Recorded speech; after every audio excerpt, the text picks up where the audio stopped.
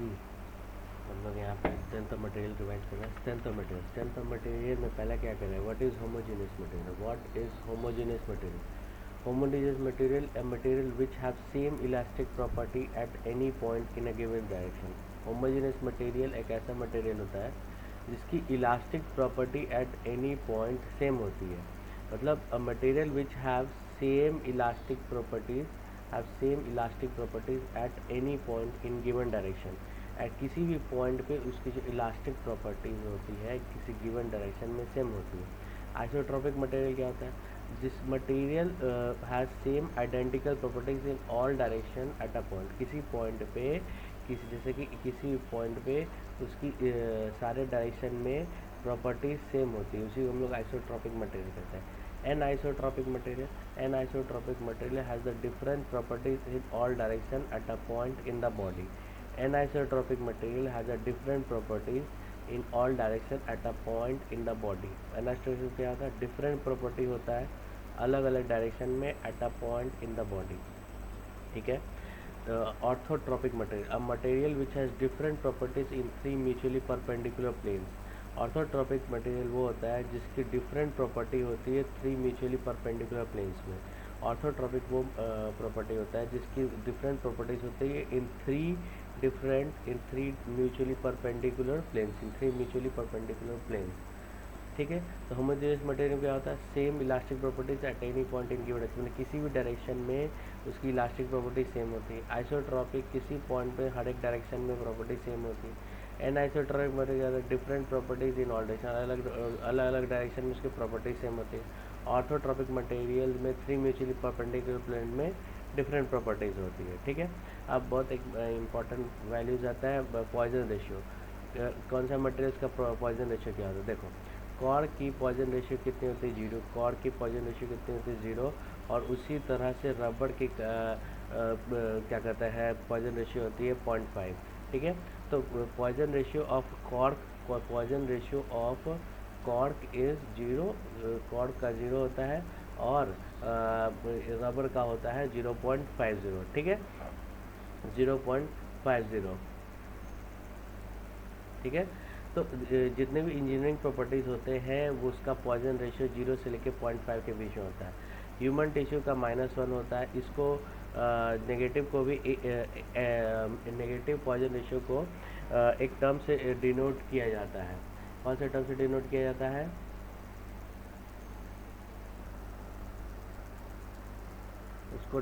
उसको कहा जाता है which material, negative Poisson ratio value को कहा जाता है ऑक्जेटिक मटेरियल। क्या कहा जाता है? ऑक्जेटिक मटेरियल, AUXETIC, ऑक्जेटिक मटेरियल। जिस मटेरियल की पॉइजन रेशियो नेगेटिव आती है उसको ऑक्सेटिक मटेरियल कहा जाता है। ठीक है। तो हम लोग को क्या क्या याद हो गया? हम लोग को याद हो गया कि ग्लास का पॉइजन रेशियो 0 होता है, रबर का होता है 0.5। जितने भी पॉइजन रेशियो है उसकी रेंज जो इंजीनियरिंग की होती है 0 से 0.5 के बीच में होती है। ठीक है। अब देखो, ग्लास का पॉइजन रेशियो कितना है? 0.2 से 0.3। कास्ट आयरन का कितना है? 0.23 से 0.27। इलास्टिक मटेरियल का 0.25 से 0.4। स्टील का 0.27 से 0.33। रबर का 0.50। ठीक है। तो यहाँ पे हम लोग कॉर्क का 0, ग्लास का 0.02 से 0.03, कास्ट आयरन का 0.23 से 0.27, इलास्टिक मटेरियल का 0.25 से लेकर 0.4, स्टील का 0.27 से 0.33, 0.27 से 0.33, रबर का 0.50। ह्यूमन टिश्यू का -1, रॉट आयरन का 0.30। रॉट आयरन का पॉइजन रेशियो कितना होता है? 0.30। रॉट आयरन का पॉइजन रेशियो कितना होता है? 0.3। और कंक्रीट का पॉइजन रेशियो होता है 0.1 से लेके 0.2। कंक्रीट का पॉइजन रेशियो होता है 0.1 से लेके 0.2। ठीक है। कंक्रीट का पॉइजन रेशियो होता है 0.1 से लेके 0.2। अब हम लोग कुछ इलास्टिक कांस्टेंट्स का फॉर्मूला देखते हैं। देखो, अब इलास्टिक कांस्टेंट क्या होता है? Young modulus of elasticity. Young modulus को हम लोग क्या कहते हैं? मॉडुलस ऑफ इलास्टिसिटी भी कहते हैं। यंग मॉडुलस को हम लोग क्या कहते हैं? मॉडुलस ऑफ इलास्टिसिटी कहते हैं। तो इसका फॉर्मूला क्या होगा? Longitudinal stress upon longitudinal strain है। देखो, ये ध्यान रखना, तो यंग मॉडुलस ऑफ इलास्टिसिटी का फॉर्मूला क्या है, longitudinal stress divided by longitudinal strain, longitudinal stress divided by longitudinal strain. इसका फॉर्मूला हमने स्ट्रेस इंटू स्ट्रेन किया, स्ट्रेस को फोर्स के टर्म में रखते हैं, फोर्स इंटू लेंथ, उसको हम लोग स्ट्रेन को डिफ्लेक्शन इंटू एरिया में हम लोग क्या लिखते, देखो ऐसे नहीं लिखा हुआ। स्ट्रेस क्या होता है, स्ट्रेस क्या होता है, फोर्स पर यूनिट एरिया, तो F/A किया, और स्ट्रेन क्या होता है डेल L/L, उसको बस फॉर्मूला में अरेंज करके लिख दिया, ठीक है। अब आते हैं मॉडुलस ऑफ रिजिडिटी, जिसको हम लोग शियर मॉडुलस कहते हैं। देखो एक होता है यंग मॉडुलस, जिसको मॉडुलस ऑफ इलास्टिसिटी कहते हैं, तो उसका होता है longitudinal stress by longitudinal strain. दूसरा क्या है, मॉडुलस ऑफ रिजिडिटी, जिसको हम लोग शियर मॉडुलस कहते हैं। तो modulus of rigidity is also known as shear modulus, modulus of rigidity is also known as shear modulus. इसको हम लोग G से डिनोट करते हैं। इसका बोलते हैं shear stress upon shear strain, shear stress upon shear strain. इसका फॉर्मूला क्या है, शियर स्ट्रेस, देखो ऊपर क्या था, longitudinal stress upon longitudinal strain था, यह है shear stress upon shear stress, तो G हो गया shear stress upon shear strain, तो इसका होता है τ/5। नेक्स्ट आते हैं पॉइजन रेशियो। पॉइजन रेशियो क्या होता है, माइनस लैटरल स्ट्रेन, देखो यहाँ पे स्ट्रेन ऊपर है, बाय लीनियर स्ट्रेन, यहाँ पे दोनों में स्ट्रेन है। म्यू का क्या होता है, minus lateral strain bye linear strain, यानी डेल D/D डेल L/L का हम लोग कर सकते हैं। तो पॉइजन रेशियो का याद रखना, हमेशा पूछता है। पॉइजन रेशियो का फॉर्मूला क्या होता है, lateral strain bye linear strain, ऊपर होता है लैटरल स्ट्रेन या लीनियर स्ट्रेन। बल्क मॉडुलस को हम लोग direct stress by volumetric strain लिख सकते हैं। बल्क मॉडल क्या होता है, direct stress by volumetric strain, ठीक है। तो अलग अलग क्या होगा, फिर रिवाइज करते हैं। यंग मॉडुलस और modulus of elasticity, young modulus और मॉडुलस ऑफ इलास्टिसिटी को कहते हैं longitudinal strain upon longitudinal strain, longitudinal stress upon longitudinal strain. Modulus of rigidity या जिसको शियर मॉडुलस भी कहते हैं, उसका हम लोग फॉर्मूला था shear stress upon shear strain, shear stress upon shear strain. Poisson ratio होता है minus lateral strain bye linear strain, और बल्क मॉडुलस होता है direct stress by volumetric strain, ठीक है। अब हम लोग आगे बढ़ते हैं। अब हम लोग देखते हैं यहाँ पर रिलेशन बिटवीन E/G/K/N/U। E/G/K/N/U बहुत इंपॉर्टेंट है, देखो कैसे इसको याद रखते हैं।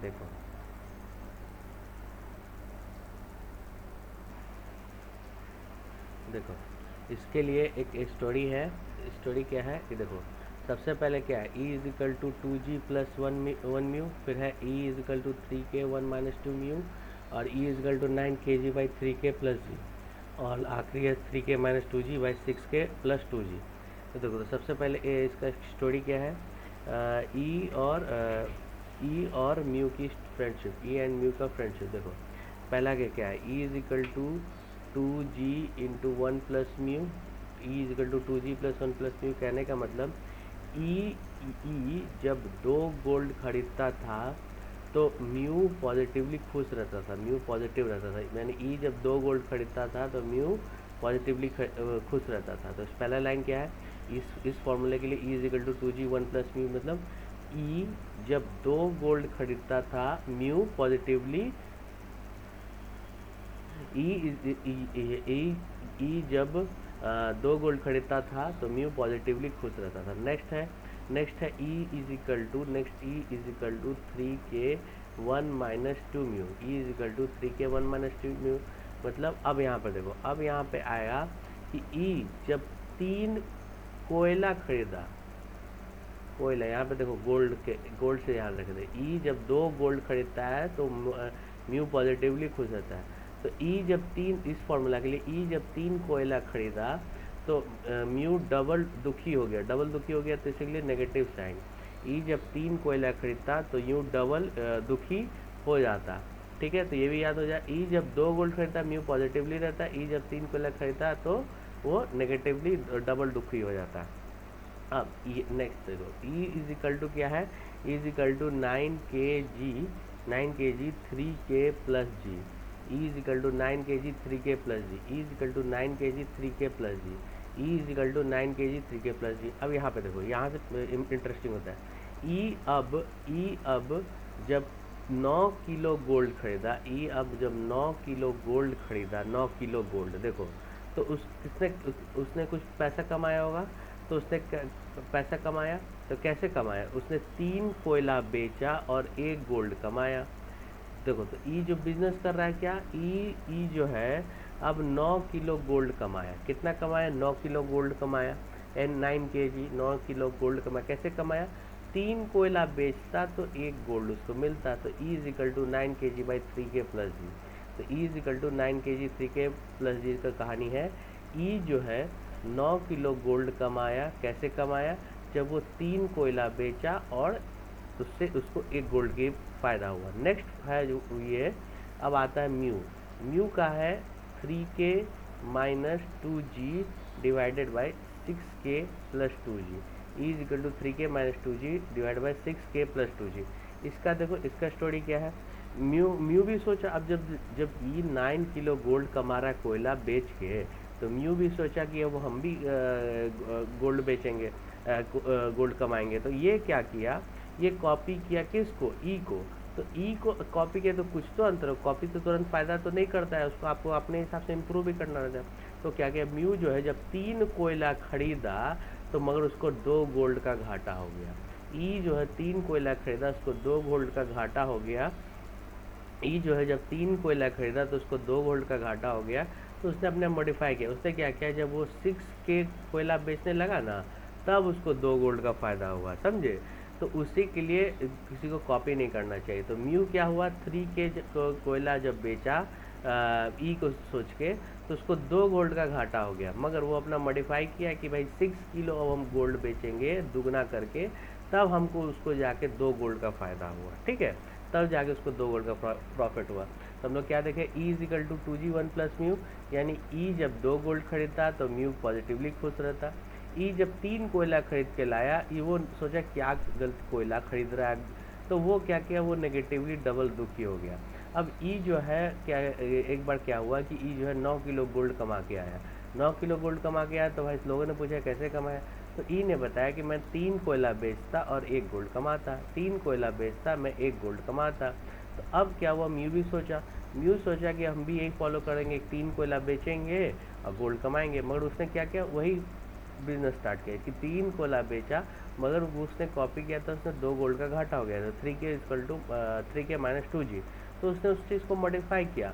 तो ये तो क्या किया, उसने 6 कोयला बेचा डबल करके, तब उसने जाके 2 गोल्ड कमाया। तो 6K प्लस 2G, ठीक है। चलिए आगे बढ़ते हैं। आगे बढ़ते हैं तो अब हम लोग देखते हैं टाइप ऑफ मटेरियल। उसमें देखते हैं total elastic number of constant and number of independent elastic constant, ठीक है। तो हम लोग यहाँ पे क्या क्या देखना है, हम लोग को देखना है elastic, total number of elastic constant, total number of elastic constant and number of independent elastic constant, ठीक है। तो एक आता है तुम्हारा होमोजीनियस एंड आइसोट्रॉपिक मटेरियल के लिए, ऑर्थोट्रॉपिक मटेरियल के लिए और एनआइसोट्रॉपिक मटेरियल के लिए। तो ये मोस्टली हर बुक में मिलता है। Number of independent elastic constant, तो number of independent elastic constant का होगा 2, 9 और 21। तो number of independent elastic constant क्या हो गया, 2, 9, 21। तो सबसे पहले जो किस मटेरियल के, होमोजीनियस एंड आइसोट्रॉपिक के लिए। दूसरा क्या है, ऑर्थोट्रॉपिक वुड, जिसको एग्जांपल वुड है, और एक एनाइसोट्रॉपिक, यानी 2, 9, 21। और ये किस चीज़ के लिए, number of independent elastic constant. तो number of independent elastic constant के लिए 2, 9, 21। नंबर ऑफ इंडिपेंडेंट इलास्टिक के लिए 2, 9, 21। मटेरियल का अरेंजमेंट कैसा है, homogeneous and isotropic, orthotropic and wood and anisotropic. Homogeneous and isotropic, orthotropic उसका 9 और एनाइसोट्रॉपिक का 21। और total number of elastic constant, अब total number of elastic constant के लिए होमोजीनियस के लिए 4, ऑर्थोट्रॉपिक के लिए 12 और एनाइसोट्रॉपिक के लिए इन्फानाइट, एनाइसोट्रॉपिक के लिए इन्फानाइट। तो होमोजीनियस मटेरियल के लिए independent, total number of independent elastic constant की बात किया जाए तो 2, 9, 21। मगर total number of elastic constant की बात किया जाए तो होमोजीनियस में 4 मिलते हैं, ऑर्थोट्रॉपिक में 12 मिलते हैं और एनोसाइट्रोपिक में इन्फानाइट मिलते हैं, ठीक है। एनोसाइट्रोपिक में इन्फानाइट मिलते हैं, ठीक। आगे बढ़ते हैं। आगे बढ़ते हैं axial elongation in different type of बार, अलग अलग बार में इलोंगेशन का फॉर्मूला क्या होता है उसके बारे में।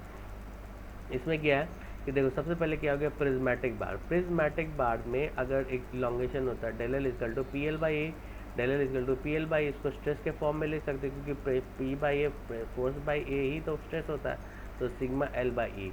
ये फॉर्मूला तो एकदम मुंह पर रटा हुआ है कि इलोंगेशन डेल एल का निकालना है पी एल बाई। अब देखो सर्कुलर टेपर्ड बार, टेपर्ड बार में यहाँ देखो यहाँ D2 है, यहाँ D1 है, तो तो यहाँ पर तुम्हारा अगर टेपर्ड बार के लिए तुमको इलोंगेशन निकालना है तो हो जाता है 4PL pi D1 by D2 into E. 4PL 4 इसका हो जाएगा डेल एल का हो जाएगा, इसका सर्कुलर 4PL पाई D1 इंटू D2 इंटू ई, D1 लार्जर D2 ई, यानी 4PL पाई D1 D2 ई।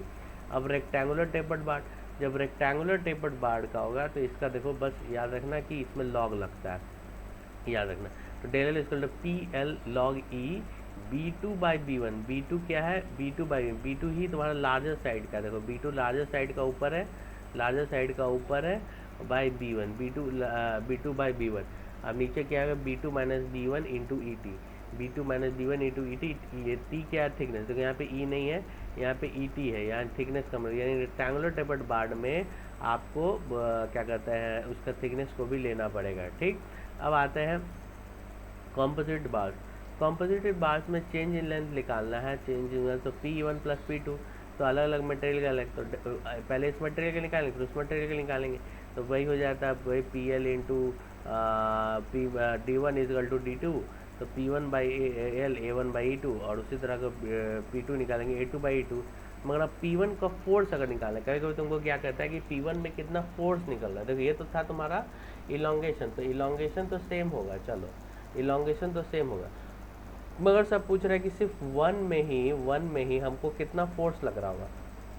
तो उसका फॉर्मूला होता है A1 into E1 divide by A1 into E1 plus A2 E2 into total force, ये टोटल फोर्स है। तो यानी P1 का फिर से यहाँ पे लिख रहा हूँ, P1 इज इक्वल टू हमको निकालना है, जिस मटेरियल का निकालना है उसका A1 इंटू E1 कर दिए, नीचे कर दिए A1 E1 plus A2 E2 कर दिए, और टोटल फोर्स से मल्टीप्लाई कर दिए तो आ जाएगा। उसी तरह से देखो जब P2 निकालते हैं तो A2 E2 A1 by E1 plus A2 E2 into P कर देंगे तो आ जाएगा, ठीक है। तो P2 equal to A2 E2 by A1 E1 plus A2 E2 into P कर देंगे तो हमारा आ जाएगा, तो ठीक है, इसको भी क्लियर हो गया।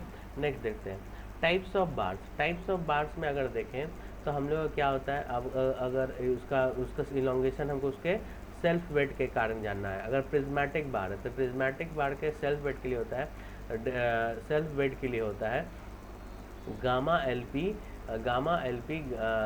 डेल्टा एल पी, मतलब सेल्फ वेट के बाद होता है gamma L square by 2 E, gamma L square upon 2 E. तो गामा एल स्क्वायर इसका देखो gamma L square upon 2 E equal to W L by 2 A. इसको इलोंगेट करोगे ना तो डब्ल्यू एल बाई 2 ए, तो गामा को इलोंगेट करोगे ना तो गामा क्या होता है, गामा देखो गामा क्या होता है सेल्फ वेट रो जी, तो उसी तरह से इसको करके डब्ल्यू एल बाई 2, देखो किसी फॉर्म में फॉर्मूला पूछ सकता है सेल्फ वेट का, बस ये मोस्ट फॉर्मली यही आता है W L by 2 A, W L by 2 ई जो वेट है वो लगा कर। मगर इसको याद रखना गामा जो है rho G into L square upon 2 E, यहाँ पे ई नहीं है, इसको लिख दो W L square upon 2 E, ये स्मॉल वेट है specific weight, rho G L by upon 2 E से इसको डिनोट करते हैं, ठीक है, इसको डिनोट करते हैं। अब आगे देखते हैं यूनिफॉर्म टेपरिंग ऑफ कोनिकल बार। तो इसका के लिए तो कोनिकल बार के लिए कहता है तो इसका 1/3 हो जाता है, इसका देखो 1/3 हो जाता है, देखो डब्ल्यू देखो है ना, इसका कोनिकल 1/3 होता है डब्ल्यू एल 1/2 ए, तो 1 डेल पी इसका W L by 6 A gamma L square by 6 E, gamma L square upon देखो 1/3 कर दिया तो 6 ए आ गया, ठीक है। अब prismatic bar due to external load and self weight, external load और सेल्फ वेट। तो एक्सटर्नल लोड के लिए क्या हम लोग पढ़े थे, ऊपर देखो हम लोग पढ़े थे ना एक्सटर्नल लोड PL अपॉन ए ई, PL अपॉन ए, ये एक्सटर्नल लोड इलोंगेशन हुआ, तो इसी के लिए PLE कर दिए, और सेल्फ वेट के लिए क्या पढ़े WL अपॉन 2AE, तो WL अपॉन 2AE, इससे इसका इलोंगेशन मिल गया। चलिए थैंक यू।